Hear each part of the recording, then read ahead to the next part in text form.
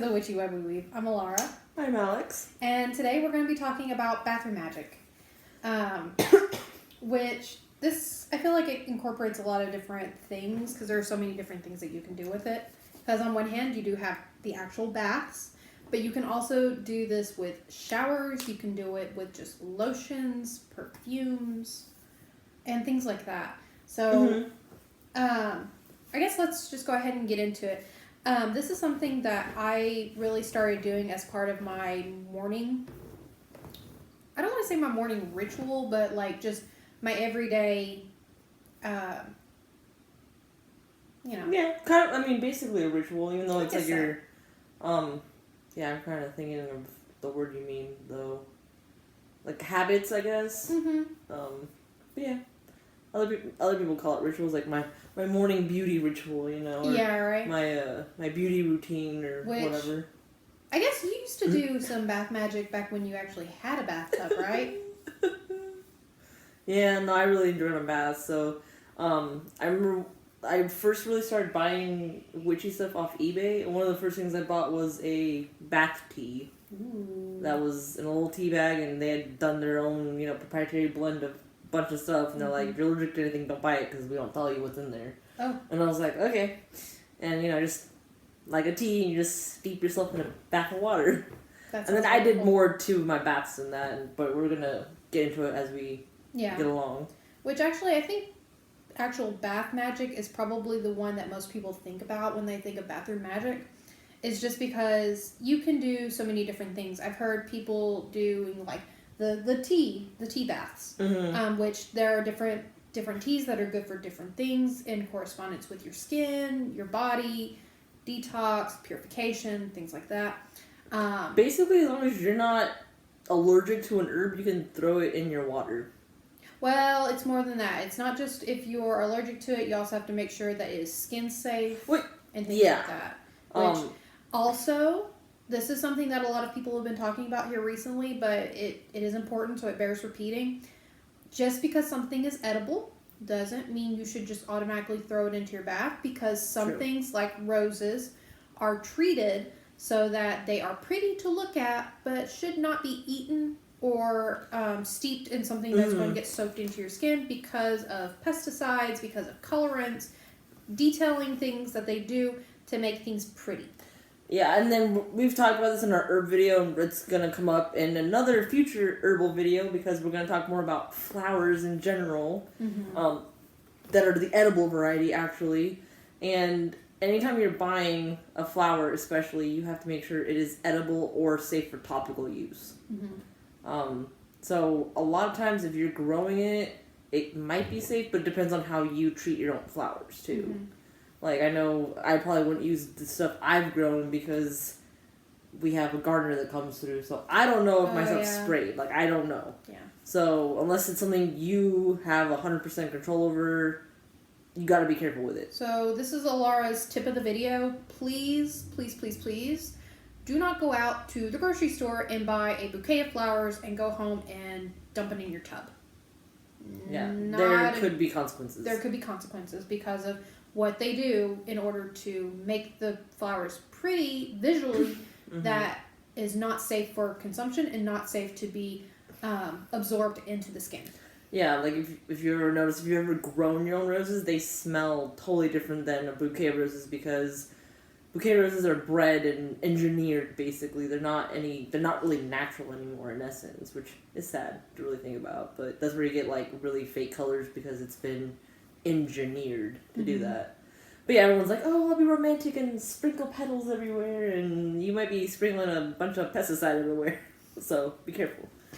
But yeah. But going back to where I was going, we're just dumping whatever in your tub though, but a lot of people don't think to put herbs in the tub. They're like, oh, I want some roses or hibiscus or lavender. You might want some oregano or whatever. Like that might, you're making a soup or, but if it's something, and then especially if it's something you already have that's edible, and as long as it doesn't irritate your skin, like I would test, patch test, you could probably put it in your tub. Like I've done oregano teas, I've put herbs like that in my tub before. Yeah, so. Normally things that are safe for actual consumption, like kitchen herbs and things like that, as long as they are okay with your skin, so like not an irritant, it can go into your bath. Yeah, like we talked about cinnamon a couple weeks ago. Mm-hmm. That one probably not the best because it's gonna irritate sensitive areas. Mm-hmm. And to some degree, please use common sense. Please don't put chili in your bath. A spicy bath. That in more ways than one, yeah. You would come out a burning. Yeah. But yeah, so going back to all of this, there are certain things that you can put in your bath that make for a really nice ritual. And some of these are certain teas can do certain things. I've done milk baths or oatmeal or oat baths before. Those are really good, especially for like rejuvenation, healing, things like that. Putting rose water in your bathtub, like rose water that is made for culinary uses, that can be put into a bath. That's really good for certain self-love, actual love spells, passion spells, things like that.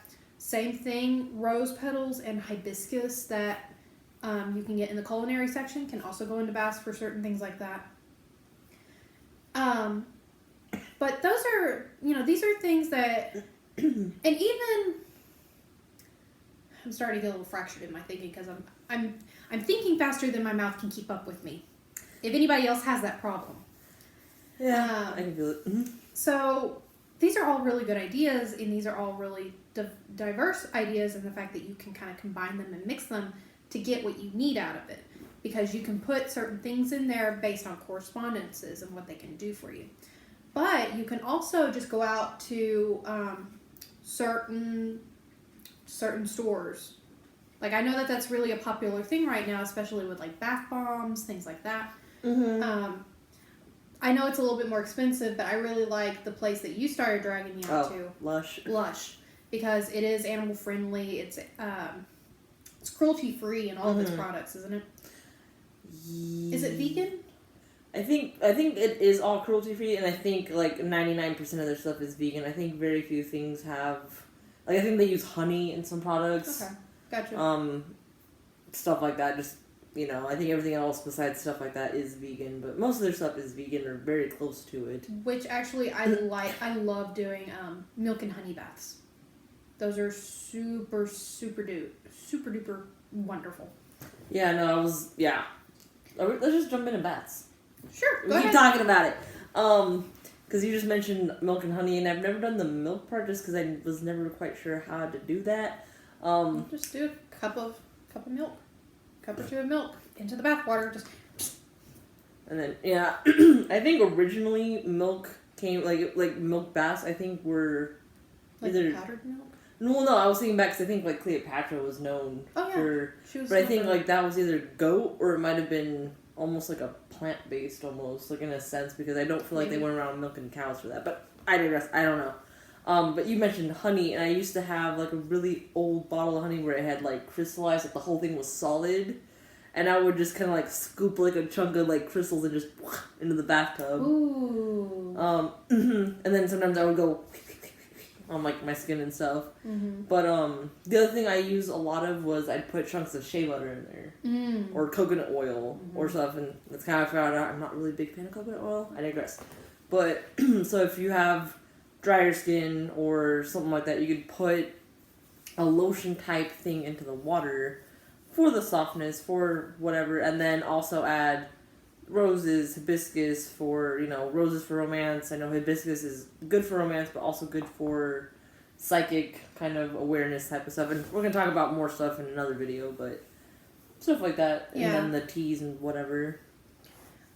But you can also just do this with certain bath products based on smell. Like you can go out and just find a bubble bath, that product that you really like, and just go based off smell. You can just crack it open in the store, give it a sniff.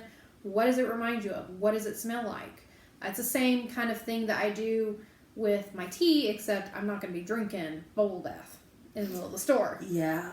But you can do, scent is a really powerful sense. So crack it open, give it a smell. What does it smell like? Use it for that. Like, that's one of the things that I love about citrus. I like using a lot of citrus in my bath and shower magic because of the smell, because I smell it and it just makes me feel like my entire being is just opening up. The other reason I like Lush is because a lot of cheaper soaps have a lot more skin irritants. So if you're sensitive, know your body. Mm-hmm. Be careful what you're using. Don't go crazy and hurt yourself trying to do something else. If Lush is expensive for you, because it's not cheap, it is expensive. So nicer things tend to be more expensive. Don't, kind of like we said, don't go cheap on your deity. Don't go cheap on you either. Like, you know, if bath magic is something you want to invest in, set aside some way to do that. Or have it to where you do it very intention. You know, let it be intentional. Don't just maybe do it. Maybe you can't afford to do it, you know, regularly, like a couple of times a week or anything like that. But maybe set a little bit of money aside, so maybe once a month or once every couple of months or a couple of times a year. Maybe even once a week though. Like if you have like a Saturday soak, you know, because I know people that have like a day a week set aside to kind of just pamper. And that's one of the things that I actually really like about doing a milk bath or an oatmeal bath is the fact that it's really cheap and it's affordable. It's normally stuff that's either already in your pantry or already in your fridge. And it literally just takes like a cup or two and right into the water and there you go. Also with bath magic, one of my favorite things to use is Epsom salt. Yes. I'm one of those people that I have a lot of aches and pains. I have a lot of physical things going on. I love using Epsom salt, but not only because of the healing properties and the like healing of muscle tension and aches, but also because it's Epsom salt. It's, you know, it does go along with some of those properties of salt. So with this kind of thing, this is something that I was talking about her a little bit about before we started the video, is when it comes to bath magic and shower magic, which I'm about to start talking about shower magic. But I feel like they're very similar in how, like, the effect that can come out of it, but I feel like there are two different approaches. Like bath magic, I feel like it's very, what you put into the water is what you can get out of it. Whereas the shower magic, it's more like what you're doing around it combined, you know, with just the water. So bath magic stuff is going into the water. That's how you're getting it. Shower is kind of everything else that you're doing in connection with it. Because actually, I don't do as many bath magic stuff as I would like to do.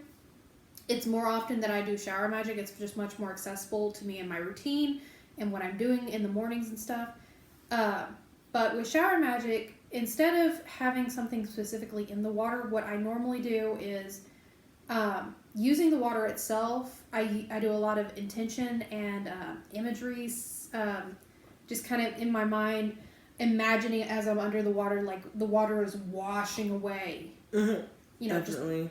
Just rinsing me clean. Not just literally, but spiritually, emotionally, mentally. A lot of what goes into magic, as far as magic in general, but also bath and shower magic, is all about intention and kind of, you know, making this equal what's happening. And I was actually just going to point out that you had mentioned you like citrus stuff in the shower. And smell is, I think, even more important, I think, in shower magic than bath magic. So if you like citruses, you can get a shampoo that smells citrusy or a body wash that smells citrusy, or both. If you like it both, go both. Yeah. I know Lush has it and other companies have it. They have stuff with coffee in it. Yeah. You know, give you that extra zhuzh of caffeine in the morning, because you do absorb caffeine through the skin. Yes. So. One of the things that I do is I have shampoo and I have soap, that they are both heavily citrus scents. And that is something that I do a lot more than anything else in my shower magic, is that I like using shower magic specifically to amp me up and bath magic to amp me down.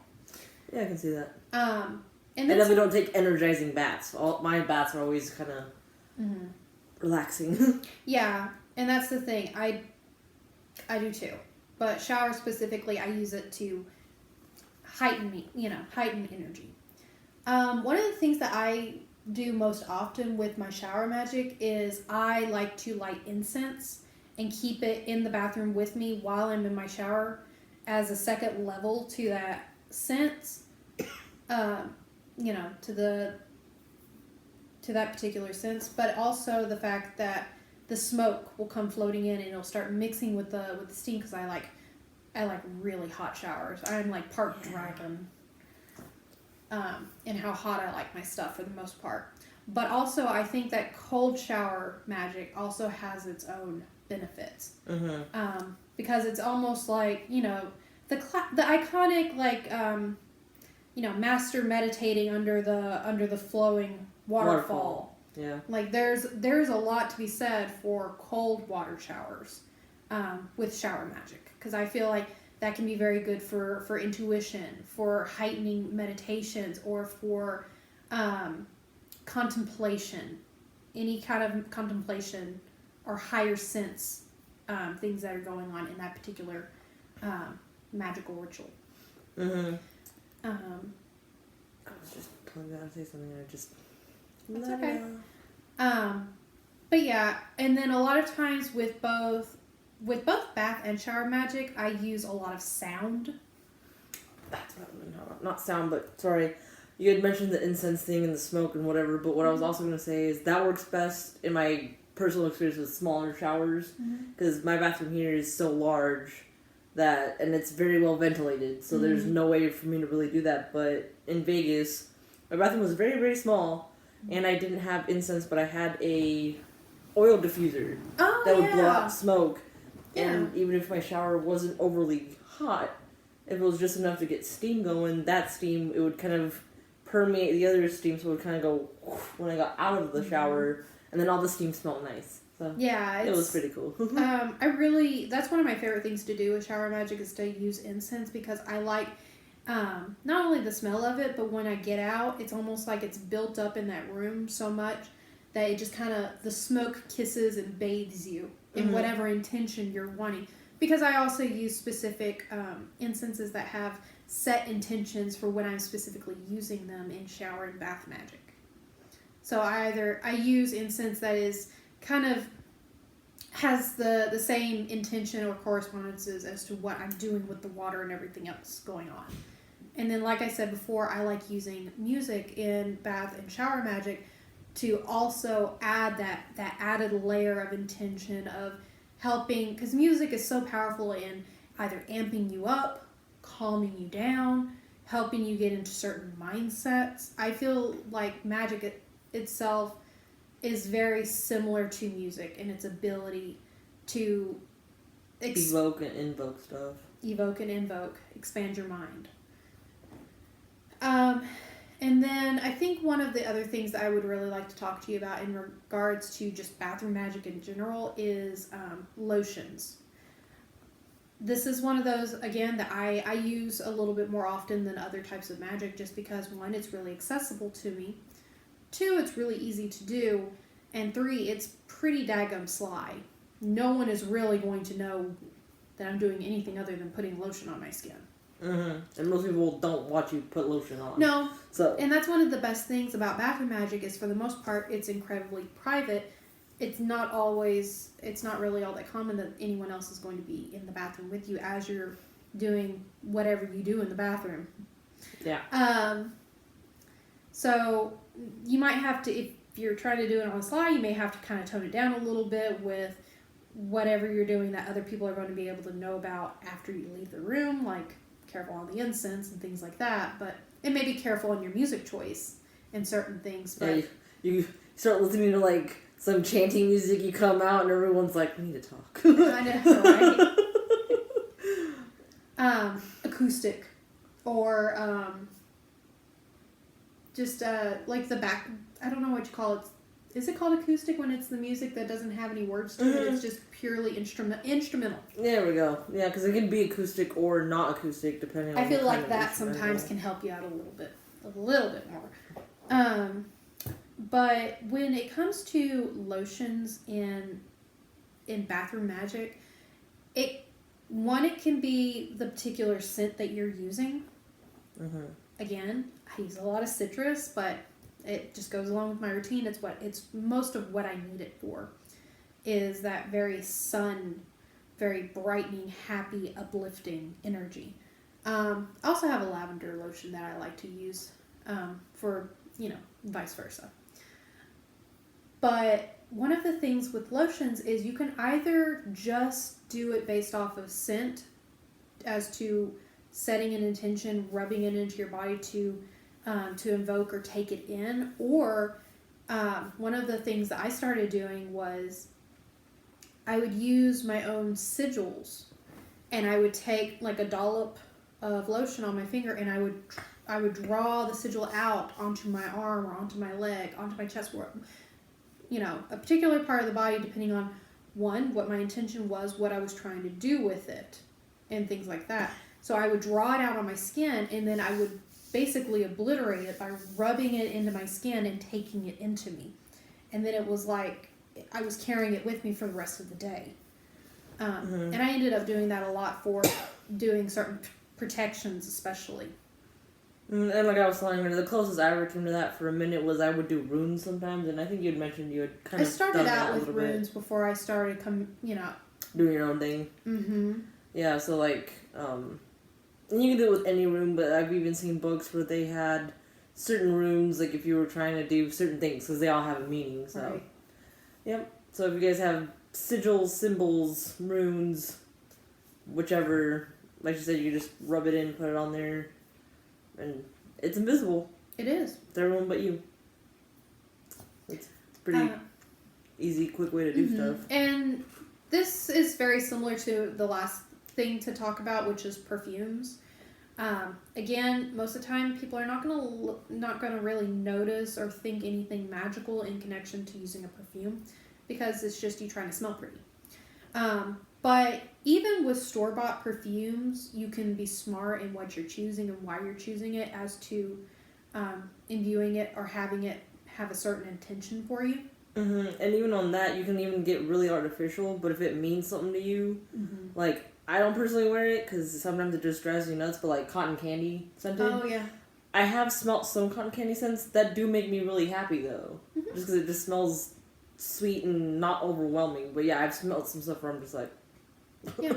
You can go as generic with your perfumes as you want to do, as long as the scent itself means something to you. Again, I've mentioned this before, I'm a very scent-oriented person, and it's very easy for me to smell something and have it evoke a particular reaction or a particular imagery, a particular feeling. And that's normally how I come up with my intentions for certain perfumes, lotions, things like that. What does it smell like? What does it remind me of? And boom, there's my intention. But one of the things with perfumes is also you can either go really generic store-bought, or you can make your own. You just need a carrier oil and then like blend whatever scents you want to get your own particular meaning. And you can make that as simple or as fancy as you want it to be. Yeah, because you can put stones and other things into that on your own. If you're making your own, you can do a lot more than just whip it up together. You can put other stuff in it that's not going to affect it chemically, but it's going to affect it intentionally. Yes. Like you can add certain herbs, certain flowers to whatever perfume that you're making at home. You can add, like you said, stones to it. You can do... under a particular moon, doing a particular incantation, whatever and however you do things, you can kind of tie it into. I've seen people set intentions with sound and things like that. Like, there are so many different things that you can do. And also, there are perfumes out there already that have taken the more essential oil, I've seen like roll-on essential oils where they're safe enough as is. They don't need a carrier because they already have a carrier oil basically, so they just roll it on, and they already have like set, like sometimes they don't even have scent, they have a intent. So it's like, what scent is this? Oh, this is energizing scent, or this is calming scent. And of course you're gonna assume like calming a lot of times would have something like lavender. Energizing would probably have something more citrusy, more vibrant tones. And you go from there. But what I was going to say, because you mentioned essential oils, was what I do sometimes, because I do have very sensitive, weird skin in certain areas. I will take my shea butter, and then I will add very little essential oil, but I will scent it. No. And then I will... There you go. Do what I do with it. But yeah, so that's like the closest I've come to really making my own thing. But I just do that because sometimes I can't do heavily perfumed things because my skin is sensitive. So I can't do a lot of things that are alcohol based because my skin is just like dry. So I would just, or you can probably do that with just your, what is it called? Jergens? Or whatever, your basic old pump and go lotion, just dab it either in the container or just put a hand out and do a little scent and, wherever you put it, I don't know why I did this, like, whatever. But yeah. So yeah, there are so many different things that you can do with bath and shower magic to really kind of make it your own, set your intention to it, and have it become something special and particular to you. I just wanted to talk to y'all about this because I feel like, and for the most part, this is something that you can do to make it very personal to you, but it's also something that you can do that really a whole lot of other people are not really going to catch on to the fact that it may be magical. The whole slide thing. The whole slide thing.